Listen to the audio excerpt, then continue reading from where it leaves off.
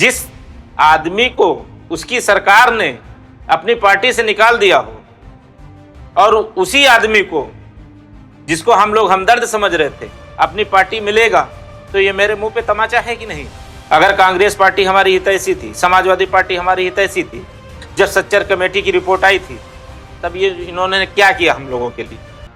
ये सब छुपे हुए दुश्मन जी मुंह में राम बगल में ईंट वाला काम करते हैं। हमने वो काम 1947 में करके छोड़ दिया जो आज नेपाल कर रहा है। सरकार कोई भी हो, भ्रष्टाचार करेगा वो इसी के पात्र है। उन बच्चों ने ये करके दिखाया है कि हमें गुलामी और भ्रष्टाचार नहीं पसंद। माँ चाहे जिसकी भी हो, लेकिन माँ के बारे में अगर कोई अपशब्द कहेगा तो बर्दाश्त नहीं है।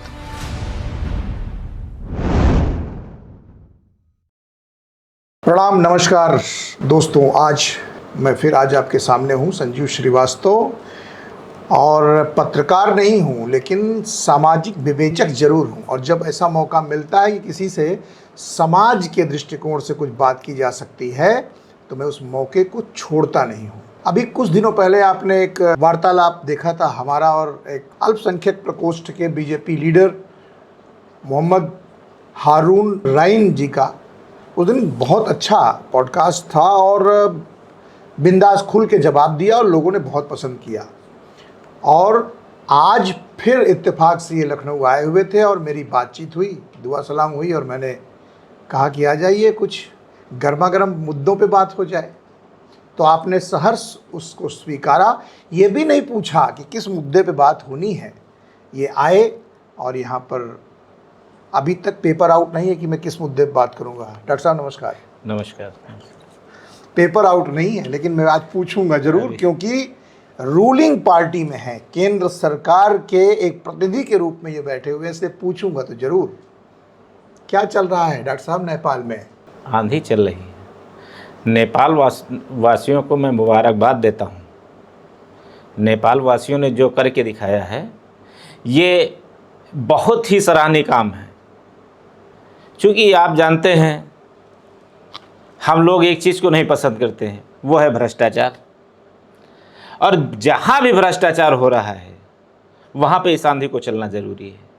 अगर ये आंधी नहीं चलेगी तो जो भ्रष्टाचारी हैं वो समझ नहीं पाएंगे कि देश की जनता कब क्या करेगी।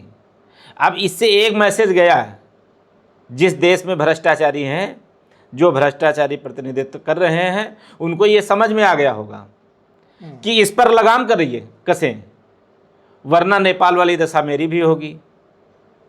नेपाल, भारत में नेपाल की दशा करेंगे?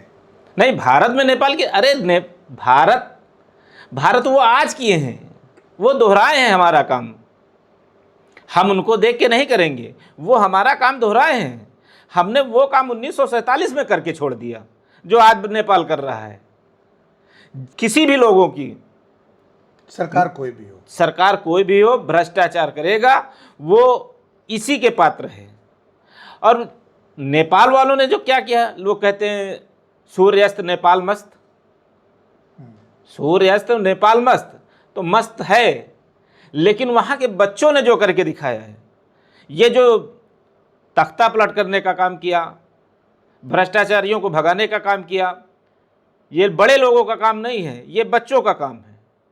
नाबालिग बच्चे हैं उसमें शामिल, और उन बच्चों ने ये करके दिखाया है कि हमें गुलामी और भ्रष्टाचार नहीं पसंद है। भ्रष्टाचारी नेता हमको नहीं पसंद है। बिल्कुल नहीं। इसकी कैसे गारंटी दी जाएगी कि अब जो बच्चों ने किया है, इतना बड़ा नुकसान किया, चलिए तख्ता पलट की बात तो अलग है, लेकिन देश का कितना बड़ा नुकसान हुआ, इसके पीछे कोई साजिश नहीं दिखाई पड़ रही है आपको? अगर तख्ता पलट न करते तो इससे बड़ा नुकसान होता। नुकसान जो आदमी देश के बारे में नहीं सोचेगा तो धीरे धीरे नुकसान ही तो है ना। आज हम सरकार बदल रहे हैं और इसीलिए वहाँ के जो भ्रष्टाचारी नेता हैं उनकी जांच की बात चल रही है कि जो भी सरकार में आएगा, जो भी इससे पहले सरकार थी, पहले जांच कराएगा उसकी, सबसे पहले उसकी जांच कराएगा। की जांच होगी, होना भी चाहिए। हम लोग जो देश के नेता को बनाते हैं तो किस लिए बनाते हैं? देश को अच्छा चलाने के लिए बनाते हैं, देशवासियों को खुश कर रखने के लिए बनाते हैं, ना कि देशवासियों को लूटने के लिए बनाते हैं। आपने देखा होगा जो भी सरकारें देश को लूटने का काम करती हैं, देशवासियों को लूटने का काम करती हैं, उनको अपनी सरकारों से हाथ धोना पड़ता है। फिर उस आदमी को चुना जाता है जो देशवासियों के बारे में सोचता है और देश के लिए सोचता है। और फिर जब वो आता है तो वो भी देश को लूटता है। जरूरी थोड़ी ना है, ये जरूरी नहीं है। अगर ये जरूरी होता है, अगर वो भी वही करता है तो उसको भी वही रास्ता दिखाया जाता है। भाई हम तो आज़ाद हैं। भाई आप कब्जा, आपको हमने जिताया, 5 साल रहेंगे ना, 5 साल के बाद तो फिर मेरी फील्ड में आओगे। तो जब 5 साल आपने अच्छा काम किया तो देशवासी आपके लिए दोबारा नहीं, तिबारा भी। दोबारा आप तो तिबारा हैं। हाँ, हम तो तिबारा हैं, दोबारा नहीं तिबारा भी आएंगे। चौथी बार का क्या होगा? चौथी बार? अरे चौथी छोड़िए, हम 10वीं बार तक आ रहे हैं। आप चौथी 5वीं के चक्कर में ही न पड़िए। नहीं रहेंगे ना मोदी जी प्रधानमंत्री ने। कौन है नेता आपके यहाँ इसके बाद? अरे सारे नेता हैं, अमित शाह जी हैं, राजनाथ सिंह जी हैं, योगी जी हैं, गडकरी जी हैं, बहुत सारे देश के नेता हैं जो अच्छा काम करेंगे। क्या जरूरी थोड़ी नहीं। और अब ये तो उम्र हो गई कहिए, वरना अब कोई देशवासी चाहता ना कि मोदी जी ने 80 साल की उम्र का एक बैरिकेड लगा के बड़ा नुकसान कर लिया। ये उनकी अच्छी सोच है। भाई आदमी को जब जिम्मेदारी देंगे तो जिम्मेदार वही आदमी होगा जो जिम्मेदारी निभाता रहे। जी का विकल्प बीजेपी में है या फिर राहुल गांधी है? देशवासी क्या कहते हैं भाई राहुल गांधी को? वो तो आप बताइए। आदमी का लोग नाम नहीं लेते हैं, खिंचाई करते हैं, वो देश चलाने का काम करेंगे। भी चिढ़ गए हैं आप बिहार वाले मैटर में। आखिर यही तो कह रहे हैं वो कि माता जी कह रही हैं, मोदी जी की माता जी उनको समझा रही हैं कि बेटा हमारा इस्तेमाल कम से कम मत करो यहाँ पे। तो इसमें गुस्सा होने की क्या बात है? काहे गुस्सा गए हैं? मेरा कहना है कि अगर उन माता, किसी की भी माता को बात करेंगे तो गुस्सा आएगी। और हम देशवासी हैं, देश में जो माताएं हैं वो मेरी माँ है, और मेरी माँ के बारे में कोई कुछ कहेगा तो गुस्सा नहीं आएगा। और फिर उसकी बात कर रहे हैं आप, तो देश का प्रधानमंत्री हो उसकी माँ की बात करेंगे, भारत माता की बात करेंगे। वो भारत की माँ है, और भारत की माँ को कोई अरे भारत माता की अगर कोई के लिए उंगली उठाता है तो उसकी उंगली काटने का काम करते हैं। और देश के प्रधानमंत्री की माता के लिए, जिसकी देश के लिए आज की कितना संगठन है, कितने लोग हैं भारतीय जनता पार्टी में, एक एक चिथड़ा नहीं बचेगा। माँ चाहे जिसकी भी हो, लेकिन माँ के बारे में अगर कोई अपशब्द कहेगा तो बर्दाश्त नहीं है। शब्द वाला मैटर तो शांत हो गया था। ये जो अभी मीम चल रहा है ना कि माता जी आती हैं, कहती हैं कि बेटा हमारे नाम का इस्तेमाल मत करो, हम उसकी बात कर रहे हैं, मामला तो शांत हो गया। क्या ये आपको क्या लगता है कि वहां पे माता जी का नाम लेके मुद्दे से भटकाया जा रहा है क्या? जहां पर पहुंच गए हैं ये कोई हथकंडा बाकी नहीं रख रहे हैं।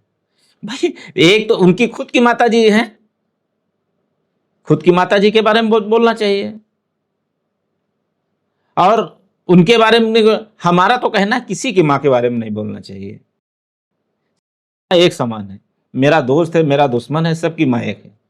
और माँ ने आपको जन्म दिया है, और किसी को भी जन्म दे, ये तो आप जानते हैं कि माँ जब जन्म देती है तो किन तकलीफों से गुजरती है, और उसके बाद में वही देशवासी उसके बारे में अपशब्द कहेंगे, उसको इस्तेमाल करेंगे तो बुरा लगेगा। यूपी तो जद में आ गया है, इधर से नेपाल की आग, उधर से बिहार की आग। योगी जी नेपाल संभाल पाएंगे इधर इसका जो बहराइच वाला है पूरा मैटर? क्यों नहीं, आप बताइए। आज एकदम मजबूत है पूरा। आज दूसरी बार मुख्यमंत्री बने, जगह नहीं संभाल पाए। कौन सा ऐसा कानून उन्होंने लागू किया और जिसका इस्तेमाल नहीं हो पाया? आप तो देख ही रहे हैं, उत्तर प्रदेश में आप देखना, माफिया राज खत्म हो गया, खत्म हो गई, खत्म हो गए, गुंडागर्दी खत्म हो गई, नहीं खत्म। देखो, गुंडा खत्म हो गए, गुंडागर्दी खत्म हो गई, जो सुधर गए वो अपने भाई। और सुधरना चाहिए भाई, उन्होंने मौका दिया, सुधर जाइए, ना सुधरिए तो ऊपर जाइए, ऊपर जाइए या प्रदेश के बाहर जाइए। और ये सच है कि शरीफों की अच्छी जिंदगी के लिए उनके दुश्मनों पर ध्यान देना पड़ेगा। कमरे में नोट मिल रहे हैं, इनकम टैक्स पेयर को ठीक ठाक बिजली नहीं मिलता, उसको इन्वर्टर लगवाना पड़ता है, उसको पानी का आप कहते हैं कि विकास हो रहा है, विकास हो रहा है, घरेलू विकास तो दिख नहीं रहा है, दिख रहा है। इन्वर्टर हमको लगाना पड़ता है। हवा के लिए जो हवा चल रही है उसको भी साफ सुथरा करने के लिए अब डिवाइस आ रही है जापान से, के लिए आ रही ना, देशवासियों के लिए आ रही। भाई हम पर्यावरण का पूरा ध्यान दे रहे हैं, हर साल बरसात में अरबों पेड़ लगवाते हैं, उसके बाद भी प्रदूषण बढ़ रहा है। तो जो इसके लिए मशीनें आई हैं हम उसकी व्यवस्था करेंगे, लेकिन हम आपके जो है संरक्षक हैं, तो आपकी रक्षा के लिए जो भी होगा करेंगे कि नहीं करेंगे? अगर पेड़ इतने नहीं लग पा रहे हैं या इतने नहीं हो पा रहे हैं, वो नहीं संभाल पा रहे हैं प्रदूषण को, तो हम उसके लिए मशीन ला रहे हैं, तो इसमें क्या गलत है? का मतलब यह है कि साफ पानी का इंतजाम टैक्स पेयर खुद करता है आरओ लगा के। भाई ये आदमी सब धीरे धीरे अपना स्टेटस बना रहा है क्या? जो आरओ लगा के आप जो पानी पी रहे हैं और जो बगैर आरओ के पी रहे हैं, जिंदा नहीं है क्या? रोग हो जाता है ना, उसको कैंसर हो जाएगा, ये हो जाएगा, दुनिया भर के रोग जो पानी पी रहे हैं उनको कैंसर नहीं हो रहा है, डॉक्टर को भी कैंसर हो रहा है, एक से एक नेताओं को कैंसर हो रहा है, एक से एक उद्योगपतियों को कैंसर हो रहा है। क्या अभी देख लीजिए, अमर सिंह थे, कौन सा पानी पीते थे भाई? उनके लिए कौन, ये तो है नहीं कि नल का पानी पीते थे, वो लीवर खराब। तो ये सब कुछ नहीं, आदमी इस दुनिया में आया है, जितने दिन की जिंदगी होगी वो जी के जाएगा, चाहे वो गरीब हो चाहे वो अमीर हो। आप माइकल जैक्सन को देख लीजिए, माइकल जैक्सन ने क्या किया? 100 साल प्लस जीने के लिए पूरी एक डॉक्टरों की टीम बना के रख दी, हर चीज डॉक्टरों की सलाह पे ले रहे थे, हर चीज डॉक्टरों की सलाह पे खा रहे थे, हर काम डॉक्टरों की सलाह पे कर रहे थे, लेकिन मौत उसको रोक नहीं पाई। तो मौत से बढ़कर कुछ नहीं है। अगर उसको आनी है जिस स्टेट में ऊपर वाले ने रच दिया है, हो के रहेगा। आप चाहे आरओ पीजिए चाहे नल का पीजिए, लेकिन ये है स्टेटस है कि हाँ पैसा ज्यादा आ गया तो हम आरओ का पियेंगे। आप अल्पसंख्यक प्रकोष्ठ से आते हैं, एक विशेष बिरादरी से आते हैं जिसको भारतवर्ष में अल्पसंख्यक कहा जाता है। आप सच्चे मन से बताइए अपनी अंतरात्मा की आवाज से कि भारतीय जनता पार्टी क्या मुसलमानों का इस्तेमाल नहीं करती है? कतई नहीं करती। सबका साथ सबका विकास नारा है, इसलिए आप कह रहे हैं। बिल्कुल, तो आप देख ही रहे हैं इस्तेमाल कौन कर रहा है भाई। आज की डेट में आप देखिए तो इस्तेमाल कौन कर रहा है?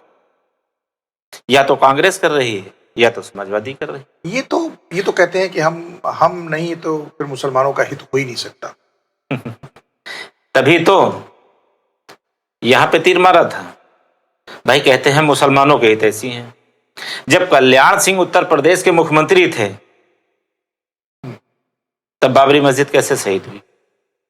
बाबरी मस्जिद तब शहीद हुई और उसी कल्याण सिंह की बात कर रहे हैं। अगर समाजवादी पार्टी हमारी हितैषी थी, मुसलमानों की हितैषी थी, तो कल्याण सिंह को अपनी पार्टी में क्यों ले लिया? अगर आप उनके हितैषी हो तो जिन्होंने बाबरी मस्जिद शहीद कराई थी, आपने उनको पार्टी में क्यों लिया? मैं ये जवाब चाहता हूं। अखिलेश यादव की बात कर, मुलायम सिंह की बात कर रहे हैं आप? बिल्कुल। तो भारतीय जनता पार्टी में निकाल दिया था उनको, तो उन्होंने ले लिया। तो भारतीय जनता, आप सोचिए कि बाबरी मस्जिद शहीद हुई तो भारतीय जनता पार्टी ने उनको निकाल दिया।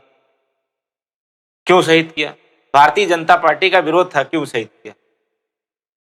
लेकिन ये उत्तर प्रदेश के मुख्यमंत्री थे, इन्होंने शहीद करने में काम किया और भारतीय जनता पार्टी ने उनको अपनी पार्टी से निकालने का काम किया और समाजवादी पार्टी ने क्या किया, उनको अपनाने का काम किया।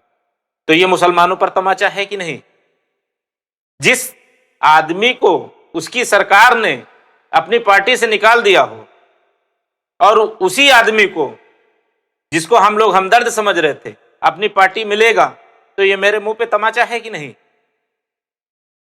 आप बताइए इस बात को। आपका कहना यह है कि बीजेपी मुसलमानों का इस्तेमाल वोट बैंक के लिए नहीं? बिल्कुल नहीं। और ये कांग्रेस हुई या समाजवादी पार्टी हुई, ये लोग क्या करते? भाई अभी आप बोल चुके हैं कि अगर कांग्रेस पार्टी हमारी हितैषी थी तो हमको 28% पे 1% पे क्यों ले आई? अगर कांग्रेस पार्टी हमारी हितैषी थी, समाजवादी पार्टी हमारी हितैषी थी, जब सच्चर कमेटी की रिपोर्ट आई थी तब ये इन्होंने क्या किया हम लोगों के लिए? भाई जब सच्चर की कमेटी की रिपोर्ट ने बता दिया कि मुसलमानों की स्थिति दलितों से बदतर है, तो कांग्रेस ने मेरे लिए क्या किया, समाजवादी पार्टी ने मेरे लिए क्या किया, या बहुजन समाज पार्टी ने हम मेरे लिए क्या किया? जब उनकी सरकारें थी, जबकि यह समाजवादी पार्टी की टाइम की बात है, सच्चर कमेटी की रिपोर्ट समाजवादी और कांग्रेस की टाइम की बात है, तो इन लोगों को चाहिए था कि मुसलमानों के हित की कोई बात करते, मुसलमानों के हित के लिए कोई आरक्षण लाते, किसी चीज में लाते, राजनीति में लाते, शिक्षा में लाते, नौकरी में लाते, तब हम समझते हमारे हितैषी हैं। मैं कैसे मानूं हमारे हितैषी? ये सब छुपे हुए दुश्मन हैं, जो मुंह में राम बगल में ईंट वाला काम करते हैं मुसलमानों के लिए, मुसलमानों के लिए। और बीजेपी पूरा एकदम इस समय ध्यान दे रही है, आप तो अंदर हैं, पता होगा आपको। हाँ, वही तो हम कह रहे हैं कि जैसे कि आप कह, आज जब से बीजेपी आई है, मुसलमानों की नौकरी कितने % गई है?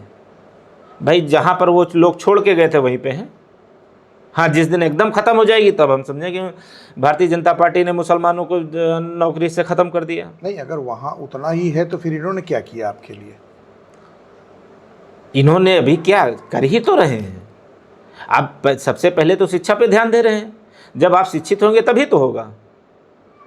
और जो जहाँ पे जिस चीज़ की ज़रूरत है, भाई कोई जो भी वैकेंसी निकलती है हटा के तो निकल नहीं रही है।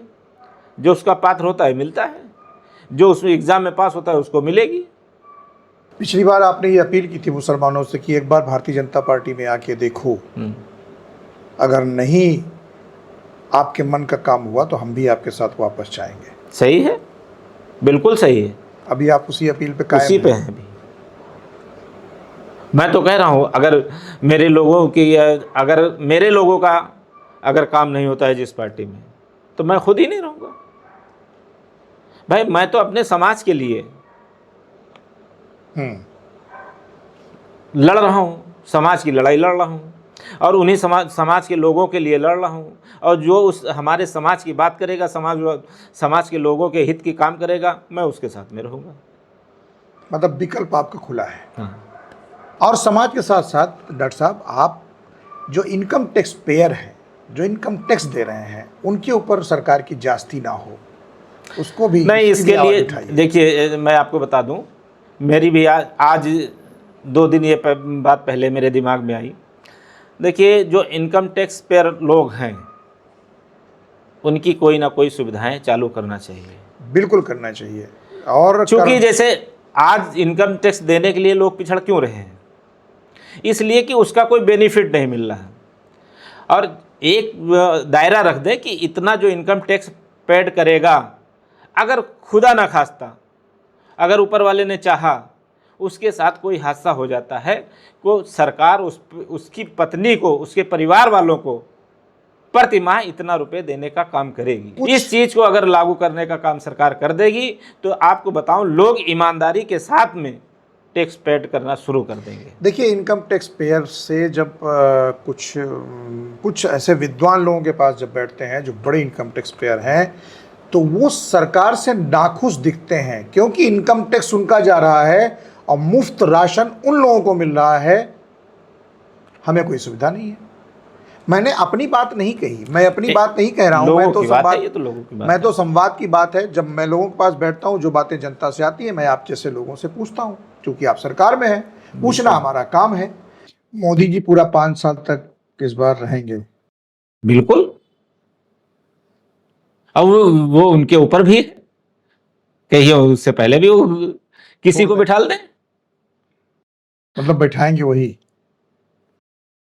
आज वो उस देश के सबसे बड़े नेता है, अधिकारी चुनने का हक उनको है। संगठन को है, अकेले वो नहीं। वो कभी अकेले कोई काम नहीं किया, उन्होंने संगठन के साथ मिल के काम किया। संगठन जो जो राय देगा उस पर वो उसको फॉलो करेंगे। रहा है नेपाल और उबल रही है भारतवर्ष के अंदर भारतीय जनता पार्टी, क्योंकि एक तरफ भ्रष्टाचार है, दूसरी तरफ मां है। भ्रष्टाचार के विरोध में तो पूरा विश्व होना चाहिए। अभी साहब ने कहा कि सन 1947 में दिखा, बिल्कुल सही बात है कि जिस दिन जनता उग्र होती है, उस दिन वो ये नहीं जानती है कि कौन राजा है और कौन प्रजा। उखाड़ फेंका नेपाल में जेंजी ने, मतलब जो हमारे बच्चों के बच्चे हैं, उन्होंने उखाड़ के फेंका सरकार को। इसलिए सरकार से आदमी को दूर रहने की जरूरत है। अभी सबक ले लेगा, अब सबक लेगा इसी से, सबक ले। हाँ। दूसरी बात ये कहूंगा कि चाहे मां किसी, जंग में मां का इस्तेमाल नहीं होना चाहिए। मैं सहमत हूं डॉक्टर साहब से। वो चाहे मोदी जी की मां हो, चाहे राहुल जी की मां हो, चाहे अखिलेश जी की मां हो, मां किसी नेता की हो, लेकिन मां का इस्तेमाल अच्छे अच्छे कामों के आशीर्वाद के लिए करिए, जीत या हार के लिए नहीं करना चाहिए। आज बिल्कुल। पॉडकास्ट लंबा हो रहा है, हम आपको ज्यादा क्यूरियोसिटी दे के आपसे विदा लेना चाहेंगे कि अब जब आएंगे, अब हम आपको पकड़ लिए हैं, ये हमेशा हमारे साथ आते रहेंगे और ऐसे संजीदे मुद्दों पर बात करते रहेंगे। अगली बार फिर किसी छोटे से मुद्दे को ही सही, लेकिन आप तक पहुंचाने का प्रयास करेंगे। भ्रष्टाचार नो टॉलरेंस, जीरो टॉलरेंस, लेकिन मां का अपमान बिल्कुल ना आप बर्दाश्त करिएगा, ना किसी की मां का अपमान करिएगा। इन्हीं शब्दों के साथ डॉक्टर साहब बहुत धन्यवाद। आप हमारे दर्शकों को आपने एक अच्छा संदेश दिया। दर्शकों, अपना ध्यान रखिएगा, अपने परिवार का ध्यान रखिएगा, क्योंकि आपको आपके परिवार से ज्यादा जरूरत आप नेताओं को है और हम जैसे कलाकारों को है, क्योंकि उंगलियों से दोनों स्टार बनते हैं। बहुत बहुत शुभकामनाएं, धन्यवाद आपको, बहुत बहुत शुभकामनाएं।